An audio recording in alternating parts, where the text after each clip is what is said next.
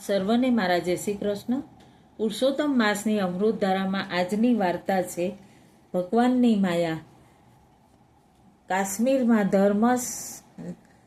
ધર્મસમાં એક વિદ્વાન બ્રાહ્મણ રહેતો. તેની પાસે સુશીલા પણ તેની પત્ની સુશીલા પણ સદ્ગુણી અને ધર્મમાં રાચવાવાળી હતી. તેની બંને સંતોષી જીવન ગુજારતા હતા. બની શકે ત્યાં સુધી કોઈનું ભલું કરી છૂટતા અને પરનિંદાથી દૂર રહેતા. બ્રાહ્મણ બ્રાહ્મણીને સુખમાં સંતાનની ખામી હતી. તેમને વૃદ્ધ થવાને હવે વાર ન હતી ત્યારે ભગવાનને તેમની સામે જોયું અને બ્રાહ્મણીએ એક દિવસ જોડકા પુત્રોને જન્મ આપ્યો. બંને બાળકો તંદુરસ્ત હતા એટલે બ્રાહ્મણ બ્રાહ્મણીએ ઘણો આનંદ થયો. બંને બાળકોનું સારી પેઠે લાલન પાલન કરવા લાગ્યા. જ્યારે બાળકોનું સારી પેઠે લાલન પાલન કરવા લાગ્યા ત્યારે બાળકો 5 વર્ષના થયા અને એકાએક માંદા પડ્યા. એવા માંદા પડ્યા કે કોઈ વૈદ્યની દવાથી તેઓ સાજા ન થયા. બ્રાહ્મણ બ્રાહ્મણી તો બાળકોને સાજા કરવા બનતું કરી છૂટ્યા. આખરે તેમણે આશા મૂકી દીધી. એવામાં બ્રાહ્મણે સાંભળ્યું કે રાજાના રાજજ્યોતિષે રાજવૈદ્ય મહાન વિદ્વાન અને તેઓની સલાહ લેવામાં આવે તો કદાચ કંઈક રસ્તો નીકળે. બ્રાહ્મણ બ્રાહ્મણી તો રાજ દરબારમાં ગયા. લડીને રાજાને નમન કરી કહેવા લાગ્યા, મહારાજ, અમારા 2 દીકરા બહુ જ માંદા છે. ઘણા ઉપાય કર્યા છતાં સાજા થતા નથી. તેથી અમે રાજવૈદ્યને કહો કે તેઓ ઈલાજ કરે. એવામાં ગાલવ મુનિ પધાર્યા અને તેમને નમન કર્યું. રાજાએ વિચાર્યું, ગાલવ મુનિ મહાજ્ઞાની છે, તેઓ કંઈક રસ્તો બતાવશે. એમ મુનિએ ધ્યાન ધરીને રાજાને કહ્યું કે હે રાજન, જે સ્ત્રી પવિત્ર પુરુષોત્તમ માસમાં ભાવથી ગંગા સ્નાન કર્યું હોય, તે ગૌ સેવા કરી હોય, પતિવ્રતા ધર્મનું પૂર્ણ પાલન કર્યું હોય અને કંઈ પણ પાપ ન કર્યું હોય, તે પવિત્ર પુણ્યશાળી સ્ત્રી જો આ બાળક ઉપર ગંગા જળ છાંટે તો તેઓ તરત જ સાજા થઈ જાય. પુરુષોત્તમ ભગવાનની માયાનો પાર નથી. તેમની પ્રસન્નતાથી બધું ક્ષેમકુશળ થઈ જાય છે. રાજાએ તુરંત જ રાજ્યમાં ઢંઢેરો પીટાવ્યો પણ કોઈ સ્ત્રી સંપૂર્ણ વ્રતધારી ન મળી.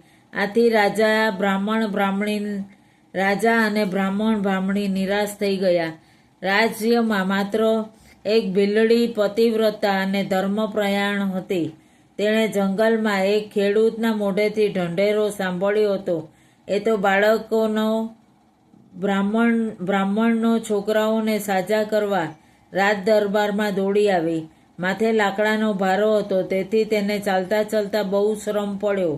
ભારો નીચે રાખી રાજાને નમન કરી કહેવા લાગ્યા, એમ દાતા, ક્યાં છે બ્રાહ્મણ બ્રાહ્મણી જેઓના પુત્રનો છેલ્લો શ્વાસ લઈ રહ્યા છે? મને બતાવો, મને તેમના ઘરે લઈ જાઓ.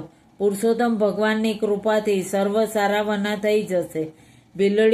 રાજા તો બિલડીને બ્રાહ્મણના ઘેર લઈ ગયો.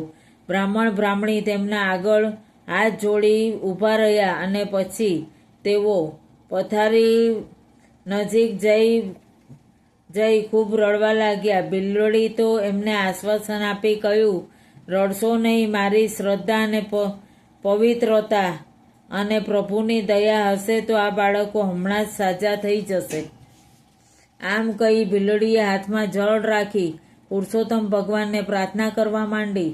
હે ભગવાન, મેં શ્રદ્ધાપૂર્વક તમારું વ્રત કર્યું હોય તો પતિવ્રતા ધર્મ બજાવ્યો હોય, કોઈનું મન ન દુભાવ્યું હોય, પાપ કર્મ ન કર્યું હોય તો આ બાળકો હમણાં જ સાજા થઈ જાય. આ રીતે 3 વખત બોલી ને જળનો છંટકાવ કરી માંદા બાળકો ઉપર કર્યો. તે સાથે જ બાળકો રોગમુક્ત થઈ ગયા અને બંને પથારીમાં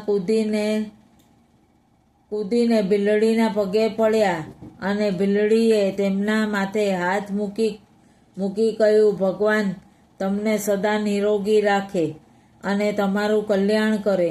રાજા આ ચમત્કારી ચમત્કાર જોઈ આભો જ બની ગયો. તે પણ ભીલડીના પગે પડ્યો અને બ્રાહ્મણ બ્રાહ્મણી પણ પગે લાગ્યા. ભીલડીએ બધાને આશીર્વાદ આપ્યા અને તેને રાજાએ ધન્યવાદ આપ્યા અને તેની પાસેથી 500 સોના મોરો ભીલડીને ભેટ આપી રાજી કરી.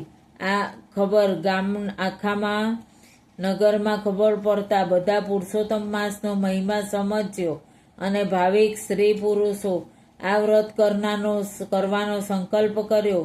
રાજા રાણી અને બ્રાહ્મણીએ આ વ્રત કરવાનું નિયમ લીધું. આ પુરુષોત્તમ ભગવાને સૌનું કલ્યાણ કર્યું. ભીલડીના પતિવ્રતા ધર્મનો વિજય થયો અને પુરુષોત્તમ ભગવાનની પ્રસન્નતાથી એ સારું એવું ધન મળ્યું. તેથી તે પોતાના કુટુંબ સાથે સુખરૂપ દિવસો પસાર કરવા લાગી અને ધર્મ ધ્યાન કરવા લાગી. અંતે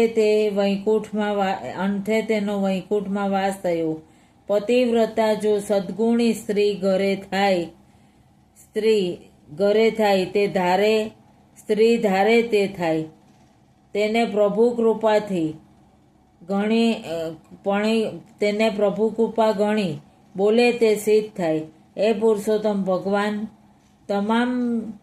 તમે જેવા ભીલડી અને બ્રાહ્મણને ફળ્યા તેવા શ્રદ્ધાપૂર્વક વ્રત કરનાર તથા વાર્તા કહેનાર વાંચનાર સૌને ફળજો. શ્રી પુરુષોત્તમ માસની અમૃતધારામાં ભગવાનની માયા વાર્તા સંપૂર્ણ પુરુષોત્તમ ભગવાનને અર્પણ. આપ સૌને મારા જય શ્રી કૃષ્ણ.